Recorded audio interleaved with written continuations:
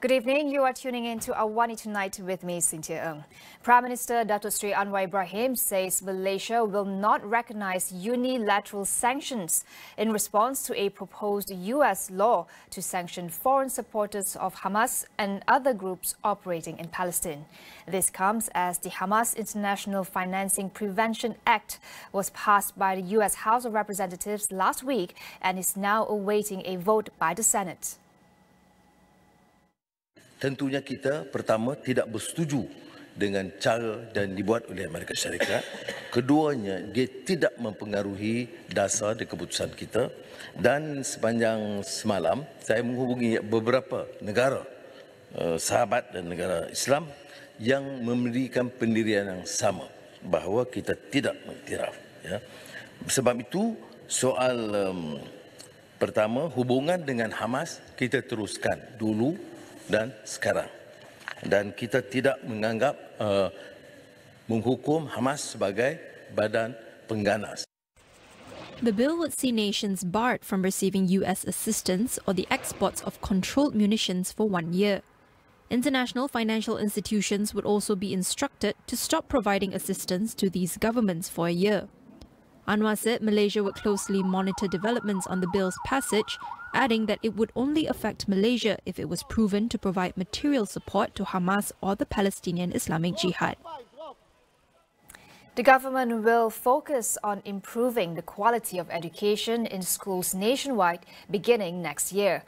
Prime Minister Dato Sri Anwar Ibrahim says he will also raise this matter at the coming cabinet meeting on Friday. Saya nak tekan ini. Mulai bulan Januari 2024, penekanan kita selain daripada menyelesaikan hal-hal yang asas prasarana.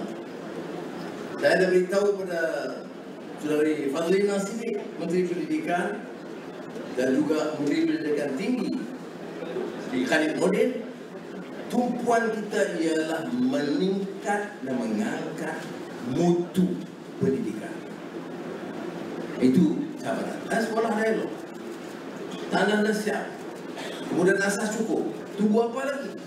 Tapi prestasi masih sama tahun lalu. Tak boleh kita terima.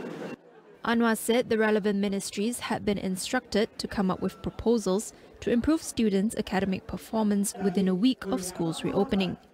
He added that they must submit their proposals to him personally and provide progress reports. The government has no plans to change current laws related to governing race, religion and royalty or the 3R issues.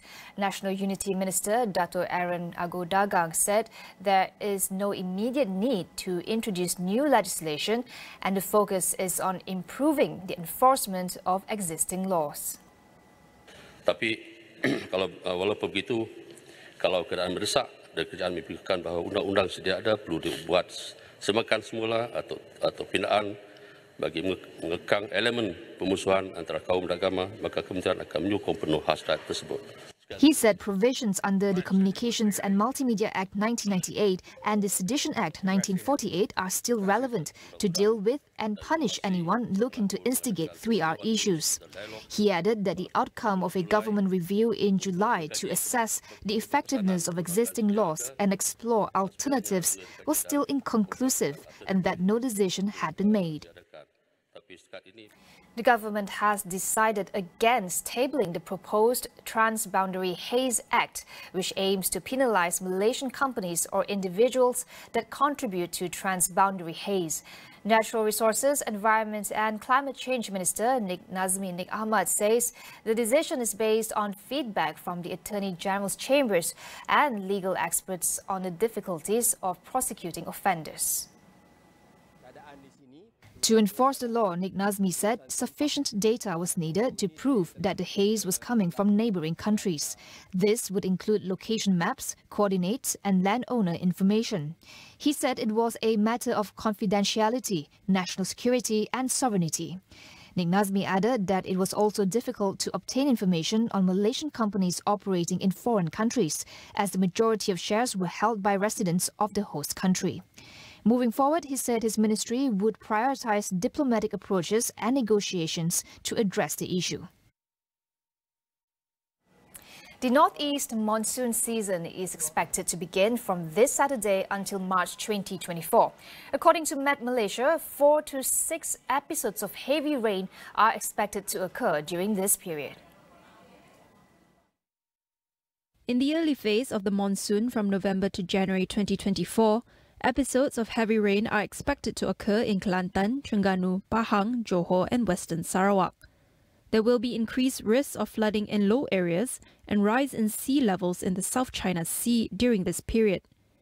Meanwhile, in the monsoon's end phase between February to May 2024, areas in the north of the peninsula covering Perlis, Kedah, Penang, Perak, Kelantan, Terengganu, Sabah, Labuan and north of Sarawak will experience less rain. Hot and dry weather will begin from March 2024 with the potential for heat waves. This coincides with the El Niño phenomenon, which occurs until mid-2024. The Health Ministry's program on the use of pre-exposure prophylaxis or PrEP, meant to reduce the risk of HIV infections, will be expanded to 30 health clinics next year. According to Health Minister Dr. Zaliha Mustafa, the program has benefited over 2,000 individuals so far. A total of 2,714 patients have been given the drug as of September 30th. Zaliha said her ministry found that there was a decline in syphilis infection rates from 11% to less than 1%, an indirect impact from the use of the drug. She added that there were only 3 HIV-positive cases among the participants of the pilot project due to non-compliance to the requirements of the drug. The 14th edition of the World Islamic Economic Forum, WIEF, will focus on shaping a sustainable future by addressing key challenges and exploring new opportunities. Chairperson of WIEF Foundation, Tan Sri Dr. Syed Hamid Alba, promises that it will be a landmark event where the brightest minds from various sectors will converge to drive meaningful discussions and pave the way for a more sustainable economic future. The event, themed Global Economic Agenda, Shaping a Sustainable Future, will be hosted by the Abu Dhabi Department of Economic Development between 6 and 8 February next year. During the 3-day event, participants will have the opportunity to engage in discussions covering main topics that are influencing today's and tomorrow's economy, including the role of advanced technologies and digital transformation, global economy's key drivers, and the rising role of Asian economic powerhouses. The forum is expected to attract more than 2,500 participants from 80 countries, including leaders, role players and media representatives from Central Asia, the Middle East, Asia Pacific and beyond. For more information and inquiries, please visit World Islamic Economic Forum at www.wief.org. We'll go for a quick break. Stay tuned for more.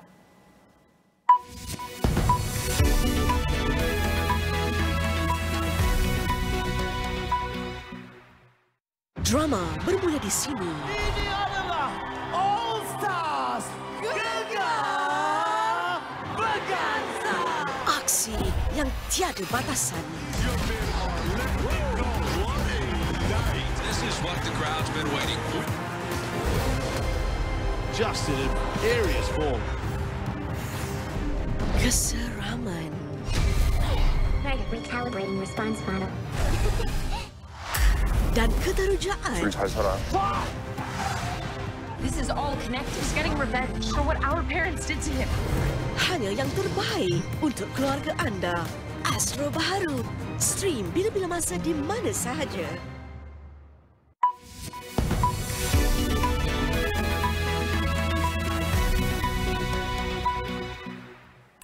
The death toll from Israeli attacks on Gaza has exceeded 10,000 people 1 month into the conflict. According to the Israeli army, it has pounded Gaza with airstrikes on 450 targets over 24 hours since Sunday morning, and that Israeli troops were also targeting Hamas commanders in underground tunnels. Meanwhile, Israeli Prime Minister Benjamin Netanyahu said his country would consider tactical little pauses in Gaza to allow the entry of humanitarian aid or the exit of hostages held by Hamas. However, he also suggested Israel would be responsible for Gaza's security for an indefinite period after the war, marking the first time Netanyahu has shed any public light on his longer-term plans in Gaza. Separately, in the West Bank, at least 16 people were killed in an overnight attack by Israeli forces. Out of the 10,000 people killed in Gaza, more than 4,100 of them are children. UN Secretary-General Antonio Guterres has reiterated the need to protect civilians in the conflict between Israel and Hamas, warning that Gaza is becoming a graveyard for children. Gaza is becoming a graveyard for children. Hundreds of girls and boys are reportedly being killed or injured every day.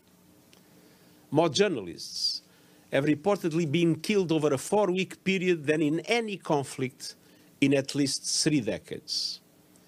More United Nations aid workers have been killed than in any comparable period in the history of our organization. Guterres said clear violations of international humanitarian law were being committed in Gaza. The UN, he said, needs $1.2 billion to help deliver aid to 2.7 million people in Gaza and the West Bank. Ukrainian President Volodymyr Zelensky has dismissed plans of holding an election in wartime amid increased debate at home and abroad about a potential poll in March 2024. Zelensky said it is critical to concentrate military efforts to push out Russian forces, occupying nearly 1/5 of its territory more than 20 months after Moscow launched a full-scale invasion. Ukraine is currently under martial law as it battles Russian forces. But as the war drags on, Zelensky has considered whether a special provision could be invoked to hold elections. There have also been some calls from abroad, including from Republican U.S. Senator Lindsey Graham, for an election to proceed to demonstrate Ukraine's commitment to democracy. Zelensky, who was elected in 2019, said in September that he was ready to hold national elections next year if necessary, with the intention to run for a second term. However, voting could be logistically difficult due to the large number of Ukrainians abroad and soldiers fighting on the front. At the same time, Ukraine is under increasing pressure as global attention has turned to the Palestine-Israel conflict since October 7th. Zelensky has fiercely denied Ukraine's counter-offensive has hit a stalemate or that Western countries were leaning on Kiev to enter talks. Co-working giant WeWork has filed for bankruptcy in the United States. Once the most valuable startup in the country, WeWork's filing will give it protection from its creditors and landlords as it restructures its debts amounting to nearly $19 billion. The New York-based company, which was valued at $47 billion at its peak in 2019, has listed assets of over $15 billion in the petition it filed in a New Jersey federal court. WeWork chief executive David Tolley said about 90% of the company's lenders had agreed to convert their $3 billion of debt into equity. The company, founded by Adam Neumann and backed by billions of dollars from Japan's SoftBank, had set out to revolutionize office real estate. But it was unable to escape the combined forces of pricey leases it had signed before the COVID-19 pandemic and weak occupancy rates as hybrid working gained popularity. The company said its international operations were not going to be affected by the bankruptcy filing in the US. That wraps up AWANI Tonight. I'm Cynthia Ng. Thank you for watching and good night.